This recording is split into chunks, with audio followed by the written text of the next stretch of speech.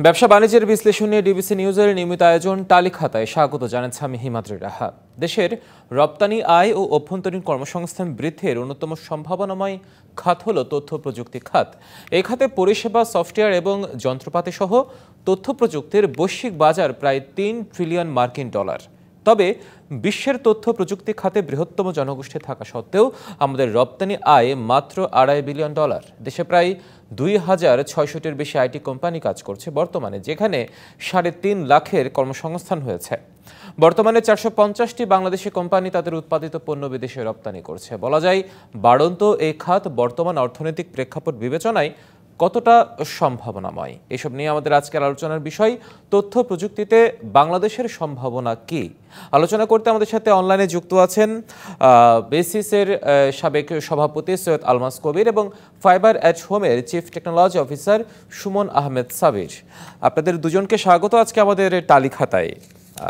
শুরুতেই সুমন আহমেদ সাবির, আপনাকে দিয়ে শুরু করতে চাই যে বৈশ্বিক বাজারের দিকে আসলে তাকালে বোঝা যায় যে কতটা এগিয়ে যাচ্ছে তথ্য প্রযুক্তি খাত এবং এই খাতের সম্ভাবনা কতটুকু। আমাদের দেশের সামগ্রিক প্রেক্ষাপট বিবেচনায় আমাদের ক্ষেত্রে আসলে সম্ভাবনা কি পরিমাণ আছে? না, তথ্য প্রযুক্তি ছাড়া এখন আসলে কেউ চলতে যেমন পারে না, তেমনি এই খাত আরো দীর্ঘদিন যে একটা বড় ব্যবসায়িক খাত হিসেবে থাকবে এই বিষয়ে কোনো সন্দেহ নেই। এখন প্রশ্ন হচ্ছে যে আমাদের অবস্থানটা কোন জায়গায়, আমরা নিজেদের কতটুকু তৈরি করতে পেরেছি এই বৈশ্বিক বাণিজ্যের প্রেক্ষাপটে। আমাদের দেশের ভিতরে কিন্তু তথ্য প্রযুক্তির ব্যবহার যেমন বেড়েছে, তেমনি আবার এটাও বলতে হয় যে তথ্য প্রযুক্তির যে সুষ্ঠু ব্যবহারের মাধ্যমে আমাদের জনজীবনকে সহজতর করার যে লক্ষ্য আমাদের ছিল, সে জায়গা কিন্তু আমরা পূরণ করতে পারিনি। কাজে এখানে ডেফিনেটলি কিছু কিছু জায়গায় আমরা ভুল করেছি, এটা আমাদের খুঁজে বের করা উচিত যে আমাদের আসলে ব্যর্থতার কারণগুলো কী। আর বৈশ্বিক বাজার ধরতে গেলে দরকার হচ্ছে দক্ষ জনশক্তি, আর একটা দরকার হচ্ছে একটা রাজনৈতিক স্থিরতা এবং একটা আহ, এই আইসিটি নীতিমালার ক্ষেত্রে একটা একটা আহ, যেটাকে বলা, আমি বলতে চাইছি যে একটা ধারাবাহিকতা এবং একটা স্থিতিশীলতা। এই কটা জায়গাতেই কিন্তু আমরা আসলে আগে ঠিকমতো করতে পারিনি, এবং যার মাসুল আমরা দিচ্ছি এই মার্কেট যতটা বড় হওয়া উচিত ততটা হয়নি। আবার এটাও ঠিক যে আমরা যদি 10 বছর আগে দেখি তার তুলনায় আমরা অনেকে গিয়েছি, কোনো সন্দেহ নেই, কিন্তু আমরা আসলে আরও অনেক দূর যেতে পারতাম, সেই জায়গাটাতে আমরা আসলে ব্যর্থ হয়েছি।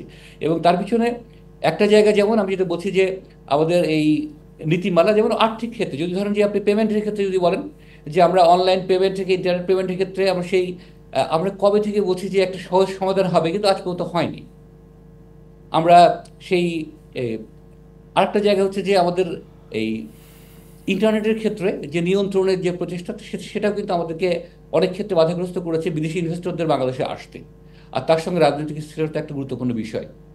আর একটা চ্যালেঞ্জ আমরা যেটা ফেস করি, আমার কাছে যেটা মনে হয়, আমাদের দেশে যে মেধাবী তরুণরা যারা তৈরি হচ্ছে এই ক্ষেত্রে কাজ করার জন্যে, আমাদের দেশে যেহেতু এই জব অপরচুনিটি কম, তাদের একটা বড় অংশ আসলে বহির্মুখী।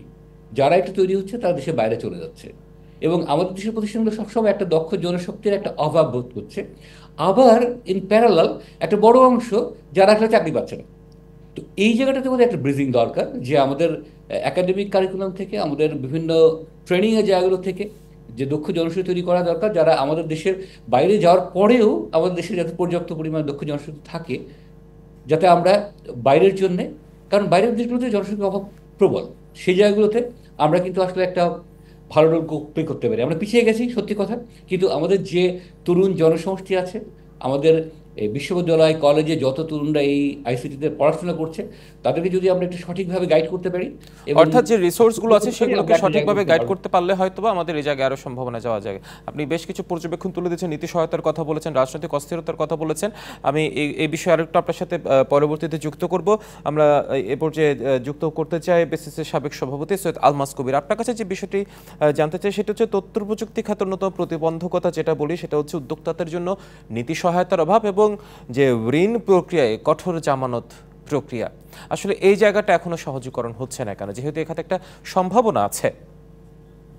জি, আপনি ঠিকই বলেছেন। আমাদের এই খাতে সবচাইতে বড় চ্যালেঞ্জ হচ্ছে অ্যাক্সেস টু ফাইন্যান্স।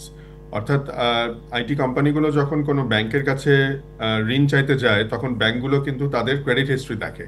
মুশকিল হচ্ছে যে তাদের যারা আমাদের ছোট ছোট উদ্যোক্তারা যারা এই আইটি কোম্পানিগুলো তৈরি করেছে তারা হয়তো তাদের যে নিজেদের যে মূলধন সেটা দিয়ে ব্যবসাটা শুরু করেছিল, এবং সেই কারণে কিন্তু তারা কখনোই হয়তো ব্যাংকের কাছ থেকে লোন নিতে হয়নি। সো সবসময় ওই যে একটা ভিশাস সাইকেল যে আপনার আগে অভিজ্ঞতা না থাকলে চাকরি পাবেন না, ঠিক একই রকম ভাবে আপনার ক্রেডিট হিস্ট্রি না থাকলে ব্যাংকগুলো তখন লোন দিতে চায় না। তখন কি চায়? তখন চায় যে একটা আপনার হয়তো আপনার একটা ফ্ল্যাট, একটা বাড়ি, একটা জমি, এগুলো আর কি আপনার বন্ধক রাখতে। কিন্তু আমাদের আইসিটি উদ্যোক্তাদের তো মানে আসল যে মূলধন সেটা তো হচ্ছে মেধা। এই যে মেধার যে কোনো মূল্যায়নের ব্যবস্থা নেই বাংলাদেশে, এই যে আইপি ইন্টেলেকচুয়াল প্রপার্টির কোনো মূল্যায়ন নেই, এটা কিন্তু আমাদেরকে অনেক বড় চ্যালেঞ্জের মুখে ফেলে দেয়। সো আমাদের যদি এই আইপি যেটা বলি আমরা ইন্টেলেকচুয়াল প্রপার্টি, আমি হয়তো একটা সফটওয়্যার তৈরি করলাম, সেটার যদি আমি একটা ভ্যালুয়েশন করতে পারতাম, সেটাকে যদি আমি একটা অ্যাসেট হিসেবে দেখাতে পারতাম, তাহলে কিন্তু সেটার বন্ধক রেখে বা সেটার বিনিময়ে একটা লোন পেতে পারতাম। সো আমরা কোভিডের সময় দেখেছি, আমরা এটা নিয়ে যে চ্যালেঞ্জগুলো, এই চ্যালেঞ্জগুলো তো আসলে অনেক দিনের অনেক পুরনো চ্যালেঞ্জ। সো তখন আমরা কিছু কিছু 2-3টা ব্যাংকের সাথে আমরা নেগোশিয়েট করে আমরা যেটা করেছিলাম যে বেসিসের যারা মেম্বার তাদেরকে যদি বেসিস বলে যে সার্টিফাই করে যে না তারা বোনাফাইড আপনার আইটি কোম্পানি, তখন তাদেরকে জামানতবিহীন 50 লক্ষ থেকে 1 কোটি টাকা পর্যন্ত তাদেরকে লোন দেওয়া হয়েছে। এরকম প্রায় 1 থেকে 150 কোম্পানি লোন পেয়েছে। কিন্তু এটা কিন্তু এনাফ না। মানে আপনি যেটা চিন্তা করেন যে এই লোনগুলো কিন্তু আসলে জাস্ট তাদেরকে বাঁচিয়ে রাখা বা চালানোর জন্য। আপনি যে বড় হবেন, একটা বড় কোম্পানি হবেন, বৈশ্বিক বাজারের সাথে প্রতিযোগিতামূলক একটা জায়গায় যাওয়ার জন্য সেটা হয়তো খুবই অপ্রতুল। সেটা অনেক অপ্রতুল, এবং সেই কারণে আমাদের এই যে বড় ব্যাপারটা হচ্ছে না। সরকারের কিন্তু একটা প্রকল্প রয়েছে ইএসএফ, আপনি হয়তো জানেন, যেটা বাংলাদেশ ব্যাংকের পরিচালনা করে সেটা, কিন্তু সেখানেও অনেক রকমের এই ধরনের শর্তাবলী রয়েছে, এবং সেই কারণে এটা একেবারেই পপুলার না। নারীদের জন্য কিন্তু আমরা বারবার করে বলেছি যে নারী উদ্যোক্তাদের জন্য আলাদাভাবে একটা ক্রেডিট লাইন রাখা হোক, এবং সেখানে খুব সহজ শর্তে, মানে একেবারে মানে খুবই কম সুদ হারে এই ধরনের কিছু যদি ব্যবস্থা রাখা হয়, তাহলে কিন্তু দেখা যাবে যে অনেক নারী উদ্যোক্তা কিন্তু এগিয়ে আসতে পারছে। সো আমার মনে হয় এই মানে অ্যাক্সেস টু ফাইন্যান্সের যে চ্যালেঞ্জটা, এটা কিন্তু সরকারের খুব মনোযোগ দেওয়া উচিত। কেননা এই সেক্টরের একটা বড় সম্ভাবনা রয়েছে। আমাদের যে বিশাল একটা তরুণ সমাজ রয়েছে, তারা কিন্তু এই আইটি ব্যবহার করে, এই ফ্রিল্যান্সিং করে, বিপিও করে তারা কিন্তু অনেক ধরনের মানে কাজ করতে পারে, এবং কিন্তু তারা অনেক বৈদেশিক মুদ্রা নিয়ে আসতে পারে বাংলাদেশে। আমার মনে হয় এদিকে একটু নজর দেওয়া খুব দরকার। নিশ্চয়ই।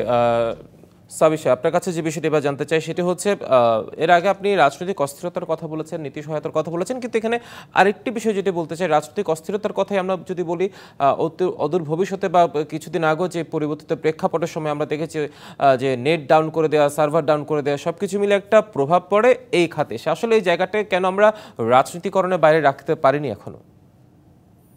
কেন পারিনি এই প্রশ্ন উত্তর দেওয়াটা আমার জন্য খুব কঠিন। তবে যেটা দেখা যায় যে আসলে যেহেতু ইন্টারনেট এখন আমাদের জীবনের প্রত্যেকটা কাজের সঙ্গে মিশে গেছে, এবং রাজনৈতিক যে কোনো প্রচার প্রপাগান্ডা তার জন্য কিন্তু ইন্টারনেট ব্যবহার হচ্ছে। আপনি যদি বিভিন্ন দেশের নির্বাচনের দিকে তাকান, এই সোশ্যাল মিডিয়ার ব্যবহার ব্যাপক এই নির্বাচনকে ইনফ্লুয়েন্স করার জন্যে।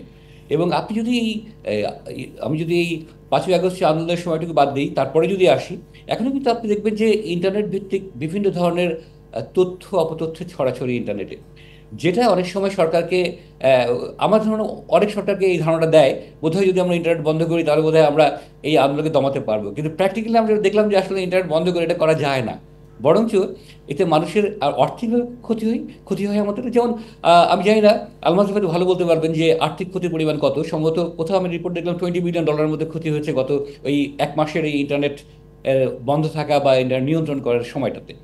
তো সেই জায়গাটাতে আসলে আমাদের যারা নীতি নির্ধারক, যারা রাজনীতি করছে, তাদের বুঝতে হবে যে ইন্টারনেট আসলে এটা এখন পানি বা বিদ্যুতের মতো একটা অপরিহার্য উপাদানে পরিণত হয়েছে, এটাকে আমরা চাইলেই বন্ধ করতে পারি না।